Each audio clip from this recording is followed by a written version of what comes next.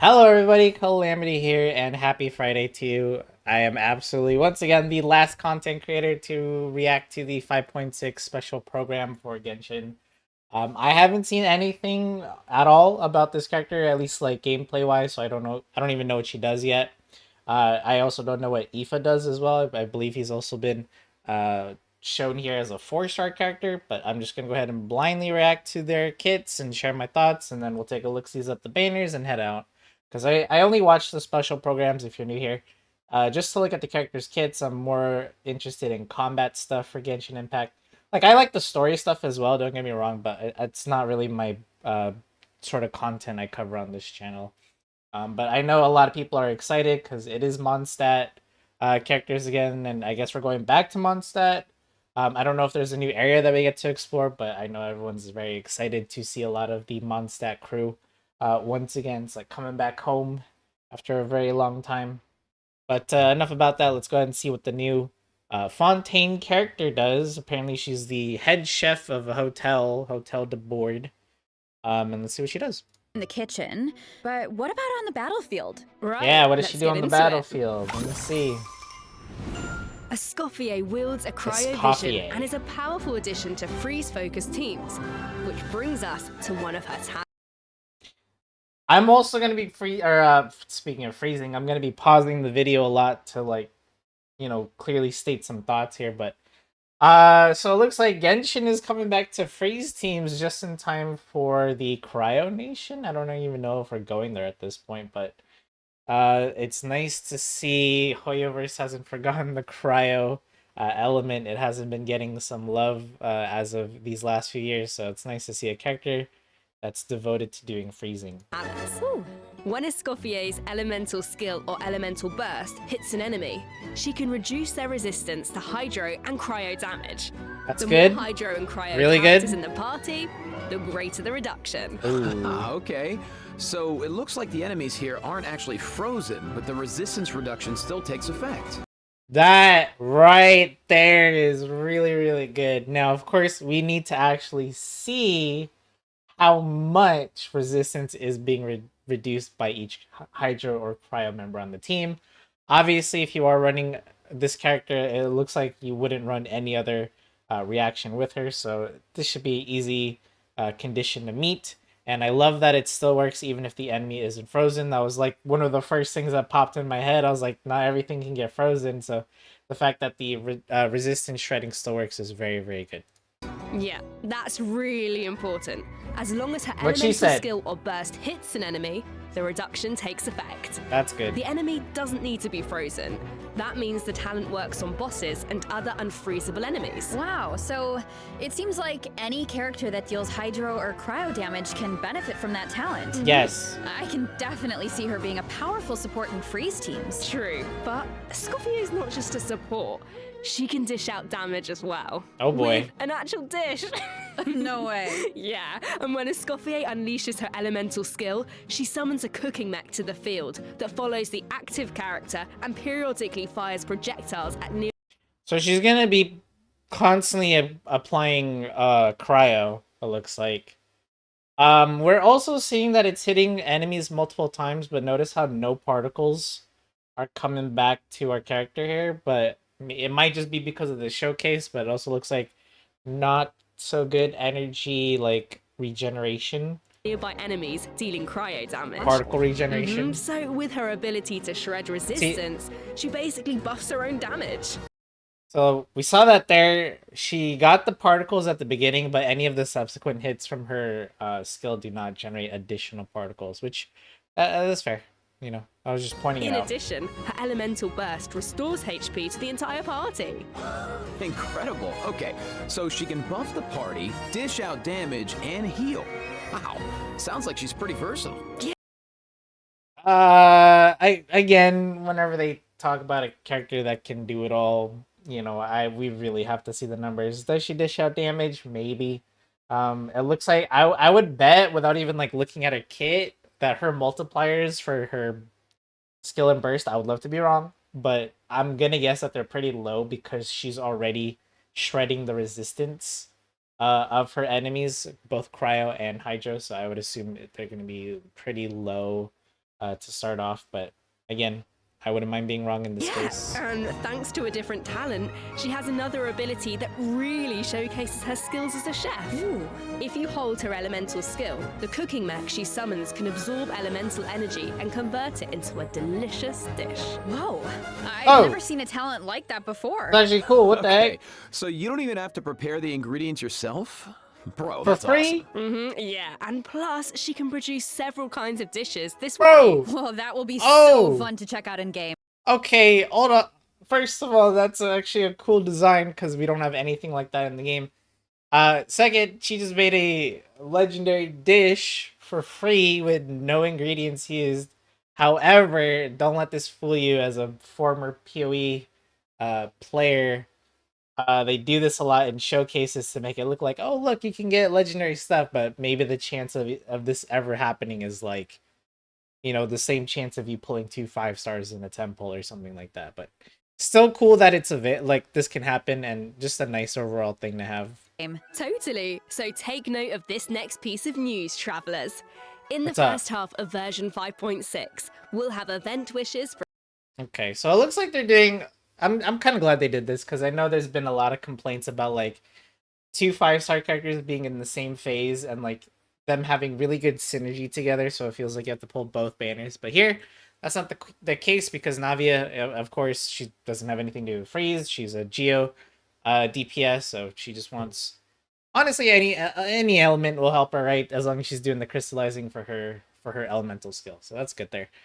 But real quick, just to go back to the character for a little bit here, Escoffier. I don't know if I said that right. She seems good.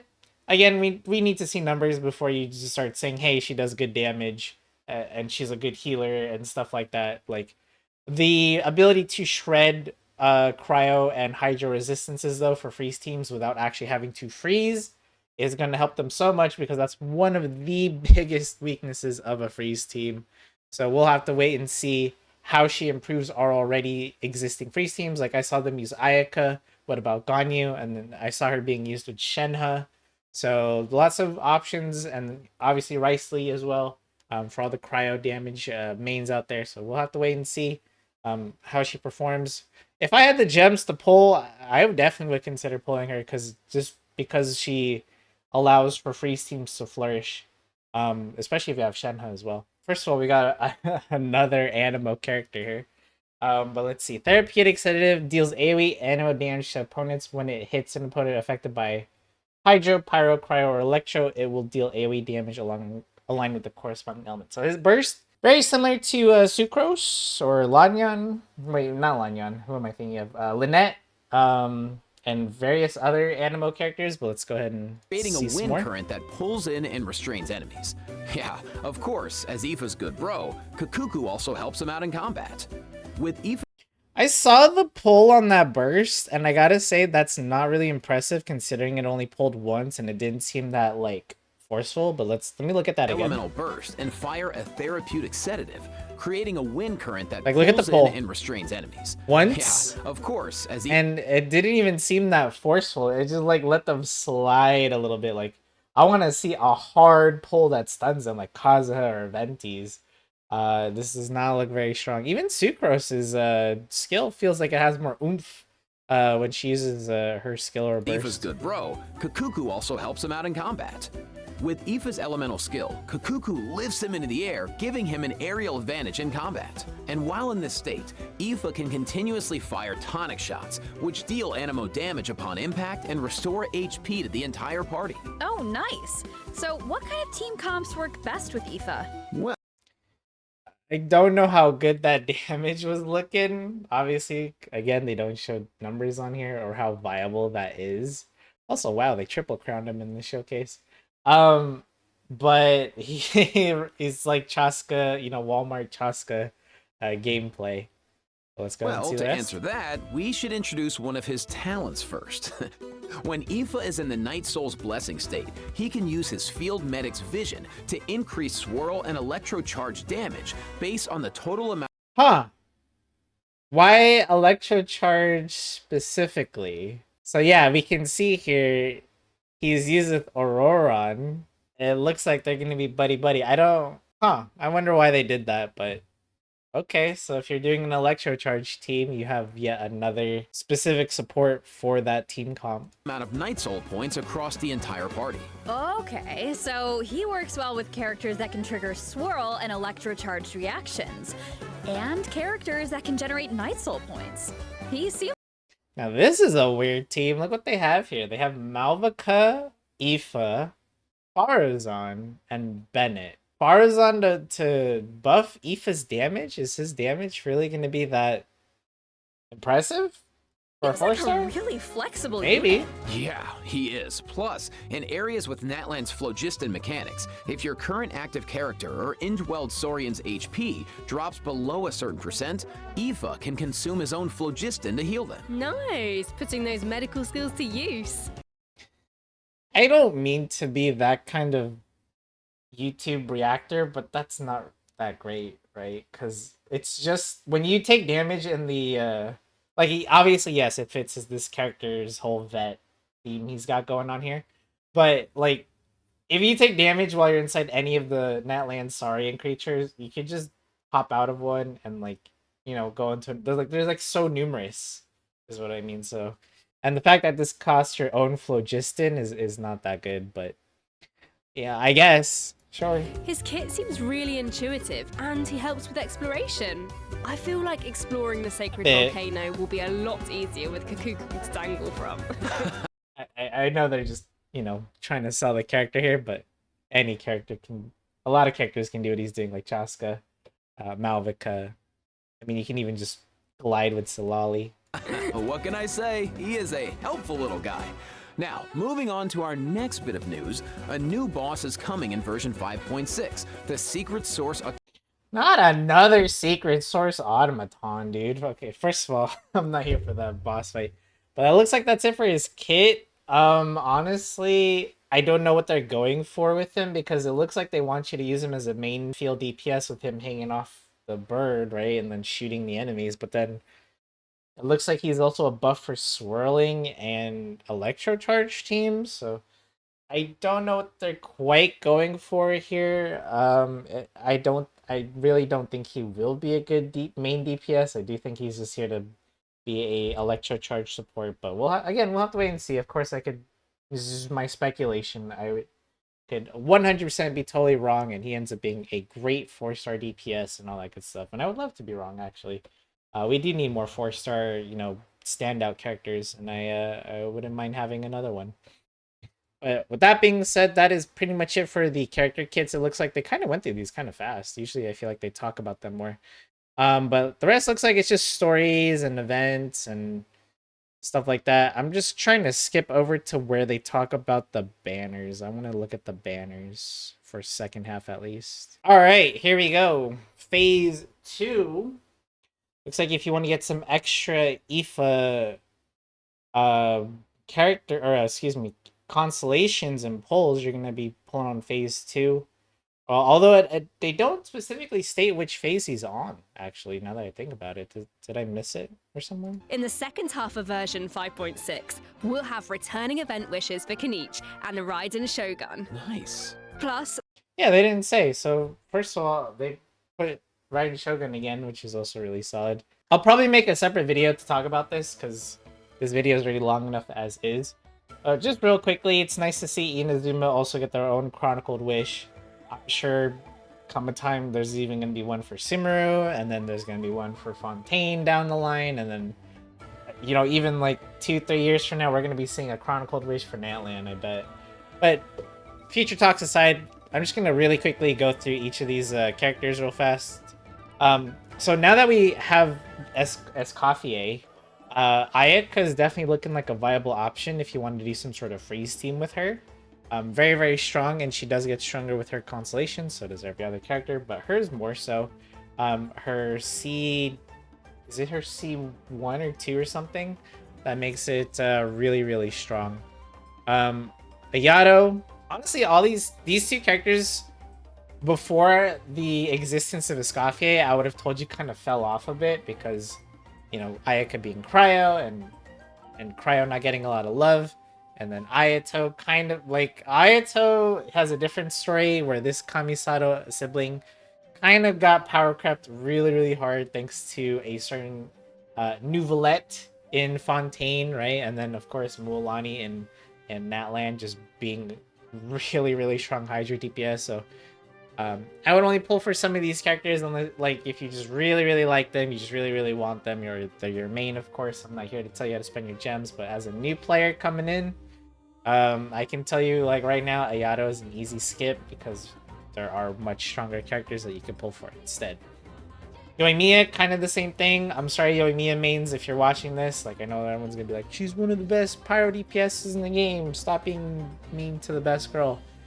I'm sorry, but that's just how it is, dude. Pyro just being one of the strongest elements in the game still, and having several strong characters still. Like, of course, Arlecchino being one of the strongest Pyro DPSs. She definitely got power crept. And, like, the other big downside that, you know, maybe a lot of Yoimiya mains don't really talk about is the fact that she can only hit one enemy at a time. So when it comes to, like, Spiral Abyss or Imaginary Theater, where these events and stuff have you killing multiple enemies in a short amount of time, being only able to hit one with her skill, you know, that's a big downside. But she's great for bosses, though, if that's the only thing that's on the field. Chiori is the better Albedo. Sorry, Albedo mains. She just is. But unfortunately, she has this weird design where one of her, like, quality of life features is locked behind a C1, but if you can get it, she ends up being really good. But she does have similar gameplay to Kaching and Albedo. She's like an off-field Geo DPS who will go really well with Navia for helping you get some easy crystallizes if that's what you want to go for. Yaimiko, honestly, in a weird spot. She's always been, like, she's never been, like, super OP crazy ever. And she also has one of the most expensive burst costs in the game. She has a 90 burst cost. And I'm trying to go through these kind of quick, right? Because I'll go into more in depth once the banner is actually out. But yeah, going back to Yaimiko, she's always been okay. Like, if you have a C6 official, and you're, like, happy with how your Electro teams are doing, there's honestly not much incentive to really go for a Yaimiko, because Fischl has faster, like, rotation speed. Like, you just summon Oz and then you dip out. Whereas Yaimiko, you gotta set up the 3 totems, and then you dip out, which takes a lot more time. But she's an overall okay character, especially if you like dabbling with either Electro Charge, Overcharge, right? We have all those, like, team comps that are, like, very viable now. You can consider getting Yaimiko. Arataki Ito, unfortunately, just like Ayato or Yoimiya, power crept by Navia this time around. Navia just way easier to play, more team variety as well, because she just wants to do the crystallize reaction and does a bunch of damage just from doing that, so she can use a lot more different teammates. Whereas Arataki Ito doesn't have that much team variety. Like, you want to use, you know, characters that buff geo damage specifically, like Goro, for example. He can be used with Bennett if you want, but he does prefer having Geo teammates. Kokomi, one of the biggest, like, turnarounds of a character, you know, still in the game. When she was first released, she was not really liked at all, and people said she was a very bad 5-star, but once Sumeru came around, and just with the introduction of more, you know, different team comps, she just got better and better and better. She can be used in so many teams. If you like messing around with Dendro stuff, Bloom, Hyper Bloom, Virgin, stuff like that, she's a really good character for teams like that. And if you like doing, you know, the new Electro Charge stuff, she's also a really good conductor for those kinds of teams. And last but certainly not least is Kazuha, one of the best 5-stars in the game.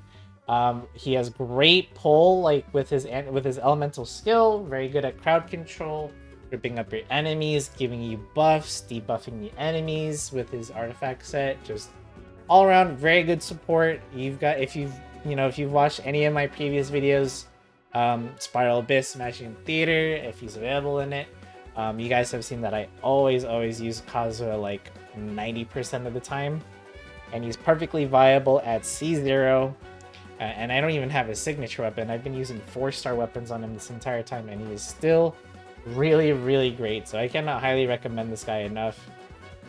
Just literally everyone should have a Kazuha on their account. He's good for exploration. He's good for so many different teams and good for grouping up enemies. He's the most reliable character when it comes to grouping up your enemies because you control where you place the elemental skill because it pulls them all towards him in the center. So yeah, very, very good character. I would say he would be my top priority to pull. You know, if I was a new player, I would definitely just go for Kazuha. And then after that, pick who you want. For me, Kazuha like priority number 1, and then it's like a tie between Kokomi or Chiori. For second spot, it really depends on what kind of teams you want to build and go for. And then after that, it's whoever you want. Between Ayaka, Ayato, Miko, and Ito. If you want to pull for them, you know, and well knowing that they have way better, you know, DPS versions of their element on different characters, then, you know, some people just like to pull characters because they like the way they look, or they just like their playstyle more, or they're a lot more fun. Stuff like that. So I'm not here to stop you from doing that at all. But anyways, that's going to do it for my reaction to 5.6. Overall, looks like a solid update. I'm wondering if we're getting a new place to explore. I didn't really look at the throughout. Maybe someone can answer that for me, but hopefully not, just because I'm kind of behind on exploration myself. So I probably gotta like lock in and finish exploring the 5.5 areas. But anyways, that's enough for me. Thank you guys so much for watching me yap and react to this special program. I'll see you guys in the next video, whichever that may be. Thank you so much for watching. Don't forget to leave a like and subscribe, and I'll see you in the next video.